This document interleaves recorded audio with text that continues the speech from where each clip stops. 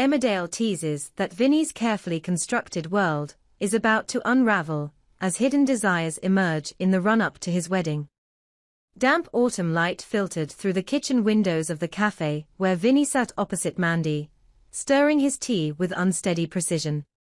Outside, a chill breeze rattled the golden leaves that clung stubbornly to the sycamores lining the village green. Mandy, cheeks flushed from her early morning walk, peered at him with genuine curiosity.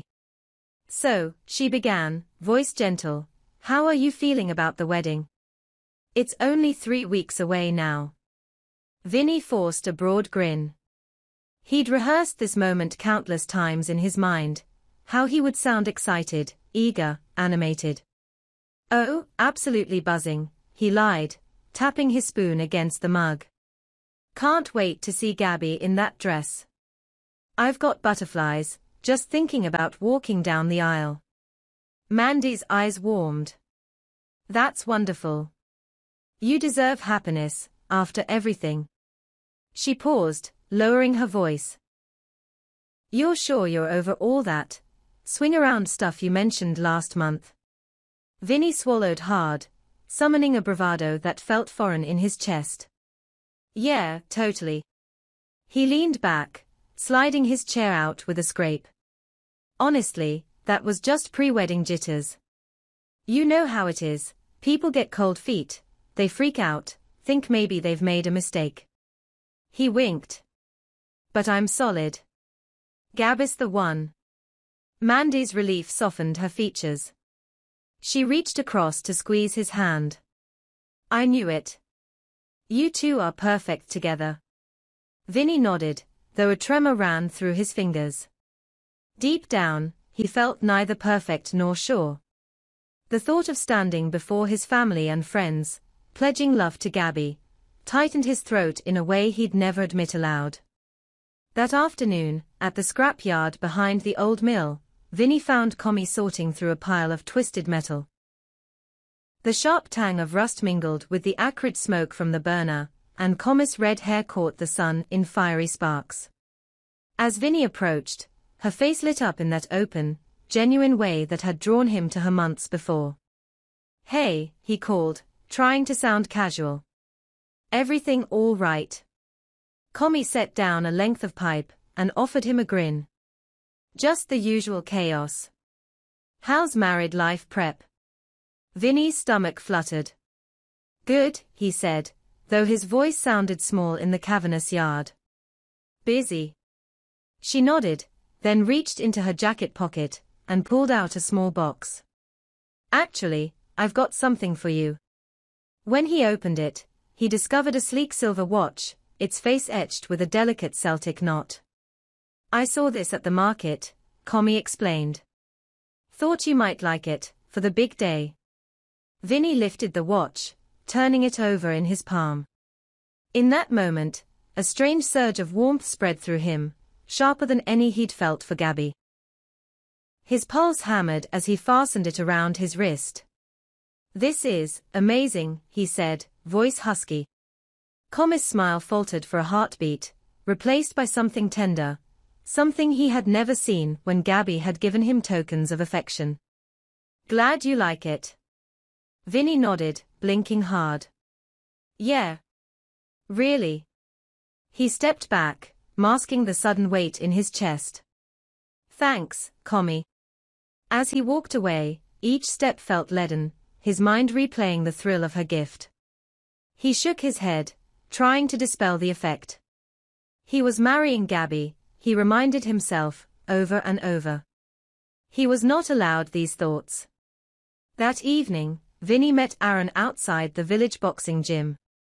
The old iron shutters were down, and the neon sign cast a pale glow on the damp pavement. Aaron loafed against the brick wall, arms folded, watching Vinny approach with a knowing tilt of his head. "You look like you've seen a ghost," Aaron said. Vinny forced a laugh. "Just, wedding nerves." Aaron scanned him, concern crinkling his brow. "Talk to me." Vinny hesitated, then sighed, dropping to the curb beside him. "It's complicated." He tried to speak lightly, but the tension in his throat refused to ease. Finally he blurted, "I don't know if I can do this." Aaron's gaze sharpened. "What, the wedding?" Vinny rubbed at the back of his neck. "Yeah, but more than that. I keep thinking about Commie. About that watch. I've never felt that spark. Not with Gabby." Aaron nodded slowly, arms uncrossing. He studied Vinny for a long moment, then pushed off the wall. "On my wedding day," he began quietly, "I kissed Robert." Vinny's eyes went wide. "You kissed Robert?" Aaron gave a small, rueful smile. "Yeah. Only a peck. But it threw me. Made me question everything for a moment. But I didn't tell Chuz. I didn't want to hurt her." He shrugged. "Everyone has doubts before they tie the knot." Vinny swallowed. "You didn't tell her?" Aaron shook his head. "No. And the marriage was fine. But suppression isn't healthy." He placed a hand on Vinny's shoulder. "You need to be honest with yourself. And with Gabby, eventually." Vinny frowned, torn. "But if I can't, if I do this, I feel like I'm betraying her." Aaron's expression softened. "Better to sort it now than let it blow up later. But you don't have to rush to confess every fleeting impulse. Figure out what matters, what you want." They stood in silence as a cold wind rustled the empty street. Vinny's mind whirled. He wanted Gabby's comfort and approval, yet he longed for Commie's touch. That night, alone in his flat, Vinny clicked through websites in a futile search for clarity. Queer identity quizzes, articles on bisexuality, pansexuality, gay and lesbian experiences, forums where strangers shared stories that echoed his own confusion. Each click sparked hope, until he read another account that didn't quite match how he felt. Finally, after hours of scrolling, he landed on a personal blog by a man who described waking up one day certain he was gay, but marrying a woman because he thought it was easier. The writer spoke of a watch, of an unexpected gift that had led him to question everything. Vinny's breath caught as he read those words. His heart pounded in his chest. The parallels were too exact to dismiss. He leaned back, mind spinning. The word gay rose in his thoughts, followed by bisexual, queer, pansexual. None seemed to fit perfectly. He forced himself to focus. What had given him that rush? What felt like longing and not just gratitude? The watch. Commie. Aaron's kiss with Robert. As dawn edged over the rooftops, Vinny closed his laptop with a shudder. He felt a mix of relief and terror. Relief that he wasn't alone in this, terror that he still had no answers. And with that panic settled in his stomach, he realized he had to speak to Gabby, or risk losing himself entirely. Over the next morning, Vinny paced the hallway outside the wedding dress boutique where Gabby was trying on her gowns. Lace and tulle spilled across the fitting room floor, and soft music drifted out as he stood in the corridor. He rehearsed the words, "Gabby, I need to talk. I'm not who you think I am. I'm in love with someone else." But each time the door opened and he saw her beaming face, nervous excitement bright in her eyes, the words dried on his tongue. At last, when Gabby emerged in a shimmering ivory gown, Vinny's breath hitched at the sight of her. She looked so radiant, so certain of their future. He lifted his hands helplessly. "You look incredible," he said instead, clasping her fingers. Her delighted smile made him wince. "Allergy?" the assistant asked kindly, spotting the faint sweat on his brow. Vinny gave a watery laugh. "Just nerves." They stepped out into the crisp air. Gabby linked her arm through his. "Come on, let's get you a coffee. Then rings." As they walked away, Vinny felt rage flare at himself, anger that he couldn't force the confession, that he was willing to lead Gabby on. But even as guilt surged, he thought, maybe I can still go through with it. I'll find a way to balance both worlds. I'll marry Gabby and keep things hidden with Commie. That evening, after Aaron's training session, Vinny trudged back to the scrap yard. Commie was there again, sorting old appliances beneath the floodlights. When she saw him, she paused and offered a quick wave. She wiped grease from her hands onto a rag, then stepped closer. "Late night?" she asked, voice low. Vinny forced a grin, though it felt brittle. "Yeah, just took a stroll." He glanced at her watch, its face gleaming. "Thanks again for this." Commie's gaze flickered, something between hope and concern. "Anytime." They lingered in silence, the hum of machinery around them forgotten. Vinny felt the old stirrings of desire, the pull of her proximity. He swallowed hard, remembering Aaron's words, and whispered, "I'm sorry if I've been distant." Commie's eyes softened. "It's okay. You've been busy." She reached out, brushing his arm. The light caress sent a jolt through him, both terrifying and exhilarating. He stepped back, heart pounding.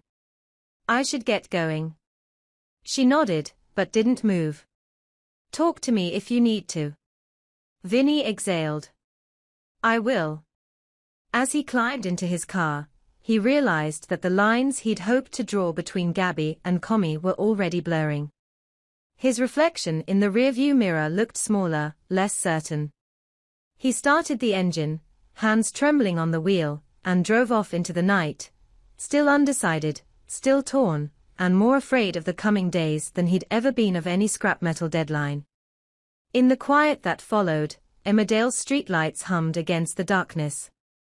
Somewhere a clock chimed, echoing the one on Vinny's wrist. And as the village slept, one truth settled in his mind with unshakable clarity: the wedding was coming, and with it, a choice he could no longer postpone. Vinny woke before dawn, the silver watch Commie had given him ticking softly against his wrist. Insomnia had become his companion. Each night he lay awake replaying moments with Gabby and Commie as though they were scenes in an impossible play. Today, he told himself as he showered, would be different. He would cling to the life he had built with Gabby.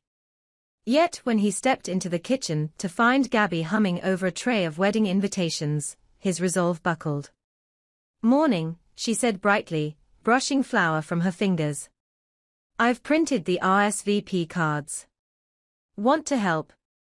He nodded, sitting at the table as she passed him neat piles of envelopes. He forced smiles, stacking by color, sealing with wax. Every time their hands brushed he flinched, recalling Commie's gentle fingers on his arm at the yard. Gabby caught his eye and smiled, and he felt a stab of guilt for longing for someone else's warmth. Later, while Gabby met the florist at the barn, Vinny slipped out under the pretense of collecting extra chair cushions. He found Aaron at the boxing gym, its shutters open now in broad daylight, hobbling on the mats where he was teaching a self-defense class to local teens. Aaron's eyes flicked to his watch. "Early," he noted, nodding. "You okay?" Vinny hesitated, then stepped onto the mat. "I need your help again." Aaron set aside his gloves and listened as Vinny poured out his fears. How the watch had made him see Commie in a new light. How every meeting at the scrapyard left him breathless.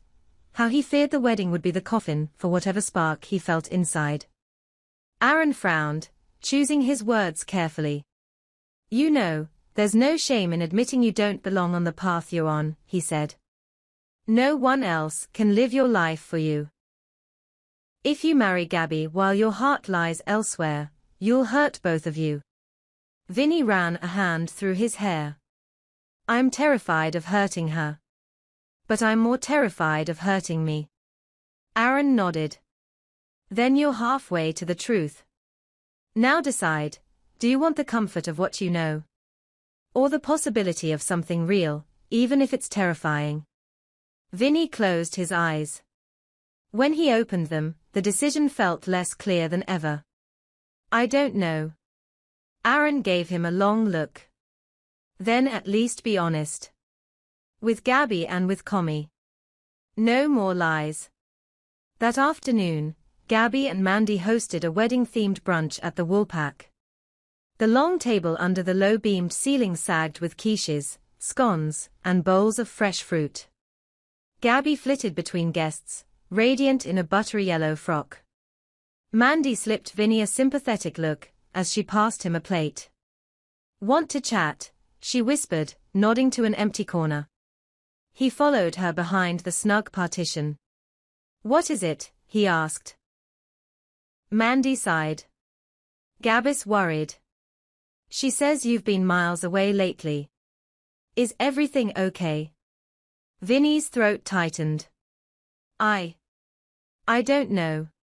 He blurted out the barest confession, that he'd been questioning his feelings, that he'd felt drawn to Commie in a way he couldn't explain. Mandy's expression softened, but her eyes were sharp. "Whatever you do," she said, "don't string Gabby along. She deserves the truth." Then, as she tipped away, she added quietly, "And don't break Commie's heart, either." That evening, the scrapyard was quiet except for the hiss of the burner and the soft click of machinery cooling. Commie was alone, crouched beside a battered wheel rim, her hands streaked with grease. As Vinny approached, she stood and brushed her hair back, weary but welcoming. "Are you okay?" she asked. He shook his head. "No," he reached out, taking her hands in his. "I can't do this," he admitted. "I can't marry Gabby. And yet I don't know what I want. Only that with you, I feel alive." Her eyes glistened in the floodlight. "I've felt it too," she whispered. He swallowed. "I thought I could ignore it, that I could shove it down until the wedding was over. But every time I try, it rips me open." He traced her wrist, where his watch glowed faintly. "This watch, every time I look at it I remember your smile. And I can't walk away." Commie stepped closer, heart pounding. "Then don't." He closed the distance between them. Their lips met in a gentle, tremulous kiss, carrying the weight of unspoken confessions. For a heartbeat, the world narrowed to their shared breath and the metallic scent of the yard. Then his phone buzzed, a reminder, "Final fitting tomorrow, 3 p.m. He pulled back, shame flooding him. "I'm sorry." He turned away, grabbing his jacket. "I have to go." Commie reached for him. "Vinny." He shook his head. "I'll see you outside the church." He fled into the night, leaving her alone beneath the orange-tinged sky. The next day, at the final wedding dress fitting, Gabby stood before the mirror in the lace-trimmed gown she'd chosen. Vinny sat on a stool nearby, watching as his mother fussed with the hem. His heart pounded at the sight. Hers was the dress he should be cherishing. Instead, he found his gaze drifting to Commie's watch face, hidden under his cuff.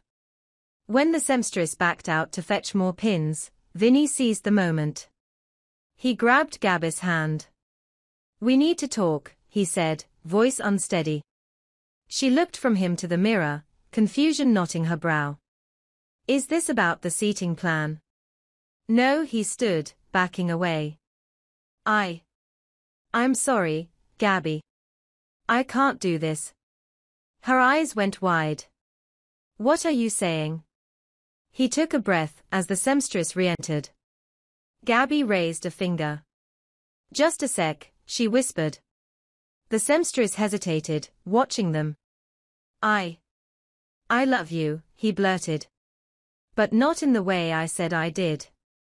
I can't marry you knowing my heart belongs somewhere else." He pulled off his watch and showed it to her. "This, Commie gave me this. And every time I look at it I feel something I've never felt with you. I'm so sorry." Gabby's lips trembled. The mirror reflected her anguish back at him. "Vinny," she whispered, voice cracking. "You're breaking my heart." He closed his eyes. "I know. I'm sorry." Mandy stepped in, pulling Gabby aside gently. Vinny fled the boutique, his chest constricted by guilt. He raced across the village green to the scrap yard, chest heaving. The sky was darkening, a few stars glimmering above. Commie waited by the gate, arms crossed, face solemn. I told her, Vinny panted. It's over. Relief and sorrow warred in her eyes. And now? He sank to his knees in the gravel. Now I need to figure out what I really want. He looked up at her. I want you. But I'm terrified of hurting her and you. Commie knelt beside him, brushing dirt from his jeans. We'll go slow, she said. No promises. Just, you and me, honest. She reached for his hand. That's all I need. He exhaled, a weight lifting. Honest. He pulled her close, kissing her with quiet determination. In the days that followed, Vinny and Commie moved carefully into their new reality. Vinny found Gabby retreating into her family's arms, supported by Mandy and Aaron. He apologized again, then gave her space. Gabby's tears cut through him, but he knew he'd done the right thing. At the scrapyard, Vinny and Commie worked side by side, their partnership deepening. He introduced her to his parents, tentative hellos, gentle smiles. Mandy gave Commie a hug, Aaron clapped Vinny on the back and grinned. Plans shifted, the cancelled wedding invitations shredded, the florist called off, the venue freed. Vinny faced disbelief and gossip, but was buoyed by Commie's presence and Aaron's steady counsel. Slowly, he discovered himself outside the expectations he'd once tried to uphold. A month later, under a pale spring sun, Vinny and Commie stood before Mandy and Aaron in the Woolpack's private room, flanked by close friends. Their ceremony was simple, no dresses, no tulle, just vows spoken from the heart. Vinny slipped Commie the watch he'd first received, engraved now with both their initials. For every moment, he said. She smiled through tears, placing a simple chain of wildflowers around his neck. For every moment, she echoed. As they sealed their vows with a kiss, Emmerdale's windows glowed in the afternoon light. Outside, villagers gathered to cheer the unexpected couple, who had followed their truth, redefining love on their own terms, and reminding the whole valley that the bravest journey is always the one to one's own heart.